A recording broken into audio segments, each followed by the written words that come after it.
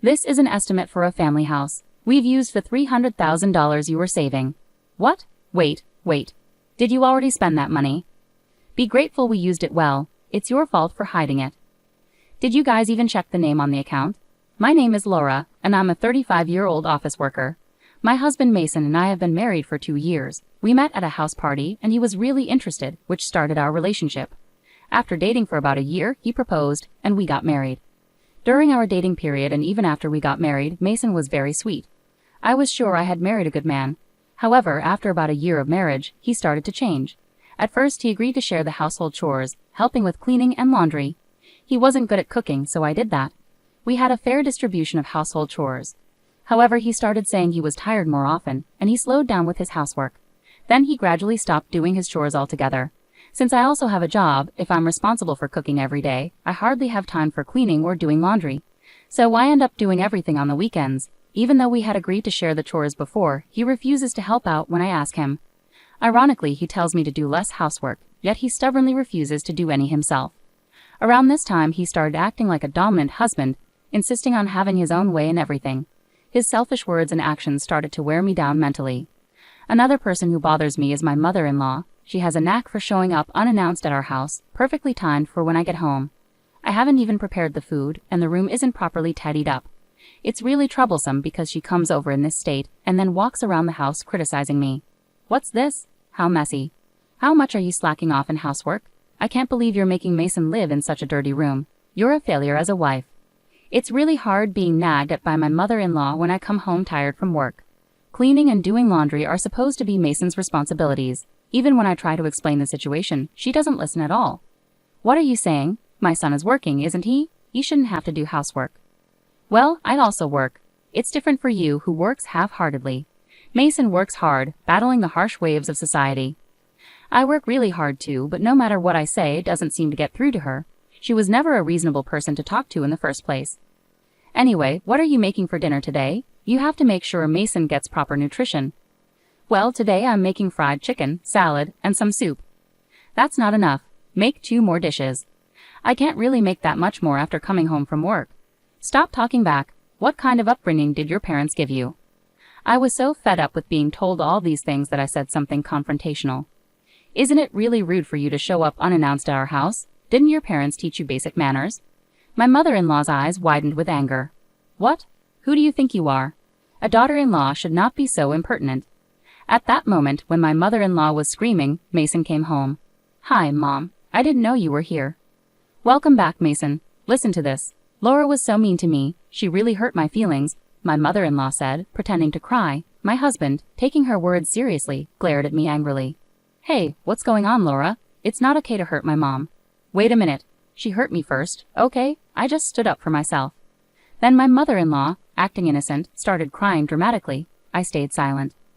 I was just trying to give Laura some advice about housework, but she got upset and became angry. What? Laura, why are you reacting like this? Wait, are you just going to believe everything she says? There's no way my mom would lie. It's wrong of you to treat her badly when I'm not around. I didn't think you were that kind of person. My husband completely sided with my mother-in-law and wouldn't listen to me at all. As a consequence, you're not eating dinner tonight. Give the food over there to Mom. What? That's not fair. If you get it, either go to your room or leave the house. Mom probably doesn't want to be around you. With those words from my husband, I had no choice but to leave the house. Despite being exhausted, I managed to prepare dinner, but why should I endure such treatment? Feeling deeply upset, I decided to pass the time at a nearby diner. I didn't want to face my mother-in-law, so I stayed there for about 2 hours and returned home late at night. She had already left, which was a relief, but my husband had a lot to say. I'm still not forgiving you. My mom was really upset. She came here to check on us. Feeling like it was pointless to argue with my husband, I reluctantly apologized just to keep the peace. Seeing me comply made him satisfied. Since then, my mother-in-law started dropping by unannounced, criticizing my chores here and there. When my husband came home, she'd say things like, I want to have dinner alone with Mason, and either send me away or they'd go out without touching the food I cooked. My husband always took her side, and a pattern formed where my mother-in-law would start arguments with me for no reason, and I'd end up getting scolded by him. It became so draining and tough on me mentally that I decided to talk to my father-in-law about it. He looked genuinely sorry because he had no idea my mother-in-law was visiting our house so often. I'm really sorry. I didn't know because she always said she was going out to eat with her friends. No, it's not your fault. I've been giving her money for meals because she says it's hard for her to socialize with friends. Didn't you know about this? I had no idea. I see. I'm really sorry. My father-in-law apologized to me several times. I felt relieved because he promised to talk sternly to my mother-in-law. However, just as I started to feel some relief, my mother-in-law visited our house again and started complaining to me. You're really cowardly, going behind my back to tell my husband about me. I'm just coming to check on you and Mason. It's really disappointing. She said those things angrily, but I couldn't take it anymore.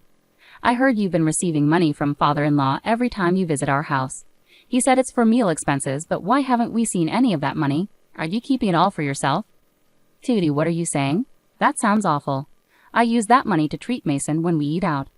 But father-in-law said he gives it to you each time. You've eaten at our place several times too, haven't you? What if he knew you were keeping most of it? You're such a troublesome daughter-in-law. Are you trying to make things difficult for me? I'm the one who's troubled here. Please don't come over so often. Shut up. I'm just visiting my son's house. I'm not here to see you. With that, my mother-in-law flopped down onto the sofa. I don't want to see your face. I'll be here until Mason comes back, so please go somewhere else. Completely fed up, I didn't want to deal with her anymore. I decided to stay in my room. Later, my husband came home and started chatting cheerfully with her in the living room. Not wanting to hear their complaints, I quietly slipped out while they were talking and went to a diner. I returned home about 3 hours later. My husband was already asleep, and my mother-in-law had left, so it was peaceful. I went back to my room. That's when I noticed something was wrong. I checked my closet and realized my favorite branded purse was missing. I immediately suspected my mother-in-law. She must have taken the chance to sneak into my room and steal it while I was out. Unbelievable. I talked to my father-in-law right away. He was shocked. Really? I can't believe she'd do something like that. At first he was skeptical, but when I showed him a photo of when I bought the purse and gave him the serial number I had kept, he agreed to investigate while my mother-in-law was away.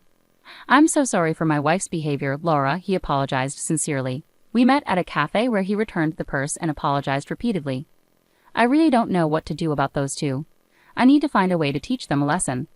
After saying that, my father-in-law seemed to have an idea. I was surprised to hear the plan he proposed. Would it really work? Later, I decided to go along with my father-in-law's plan. As usual, my mother-in-law came to our house and immediately glared at me. You haven't been stealing anything, have you? What do you mean? My purse has been stolen. Hey, that purse was originally mine. That's unfortunate. I suspect you're the one who took it. Why would you think that? Humph, because you don't seem to have received a proper education. Is that so? Should we report it to the police? No, there's no need to go that far. My mother-in-law didn't want to involve the police because it would expose her as the thief. But I anticipated she might search through my room again, which was exactly what I was counting on. When my husband came home, I intentionally left the house. I made sure there was nothing valuable in my room and moved all my expensive items to my parents' house. I had already discussed divorce preparations with my parents, so my room only had essential items for daily use. Except for one thing. I returned home earlier than usual on purpose. My mother-in-law was just about to leave, and I noticed she and my husband were exchanging smirks. Seeing their expressions, I realized they had fallen into a trap. It seemed like my father-in-law's plan was working. On the weekend, my mother-in-law visited again. Not wanting to deal with her, I stayed in my room. But then both she and my husband called me out. They had smug looks on their faces. We didn't think you'd have that much saved up, my mother-in-law said. What are you talking about? Don't act clueless. We're talking about the money in the savings account. You're so stingy, not even telling Mason about it. I generously used it for the family's benefit. What do you mean? My husband and mother-in-law started showing some estimates on the table, smirking. This is an estimate for buying a family house. We used the $300,000 you saved. Why? Did you already spend that money? You should appreciate that we used it wisely. Why would you make such a decision without asking me? It's your fault for keeping it a secret. We used my $50,000 in savings and bought it outright. No interest that way. I can't believe it. Making such a major decision without involving me. Huh, do you think you have a say in this? Of course I do. And starting now, you'll do all the housework like a slave. If you want to leave, go ahead, but remember, it was mostly your money that paid for this. You wouldn't want to waste $300,000 and leave alone, would you? My husband and mother-in-law burst into laughter. It was utterly disgraceful. I couldn't believe it. I married such a terrible person. Deep down, I had hoped my husband was a good person influenced by my mother-in-law, but it seemed that wasn't the case. I have no regrets now. I took out the divorce papers I had hidden in a drawer and handed them to my husband. Let's get divorced. My husband and mother-in-law were taken aback. Are you serious? You're making a big mistake, my husband exclaimed. I'm sorry, but I'm not losing anything, I calmly replied. Huh? Did you guys check whose name is on the account? Huh? As I said this, my husband quickly checked the account details, and both he and my mother-in-law looked shocked. Why is it under my name? She shouted in disbelief. Hey, what's going on, Laura? Did you steal my mom's bank book? Please don't say such things. I was entrusted with it by my father-in-law. But they didn't believe me, even as I tried to explain. Stop with the lies. That can't be true. That's right, you thieves. We'll take you to the cops. As soon as they realized they were in trouble, their attitude changed. It was despicable. Feel free to involve the police. I'll show them the footage from the security cameras I installed in my room. It clearly captures both of you breaking into my safe and taking things. They paled at my words. But you're also guilty of taking my mom's bank book. That's right. You're going down with us. As they shouted accusations, my father-in-law arrived. When my husband called me into the living room, I had texted my father-in-law.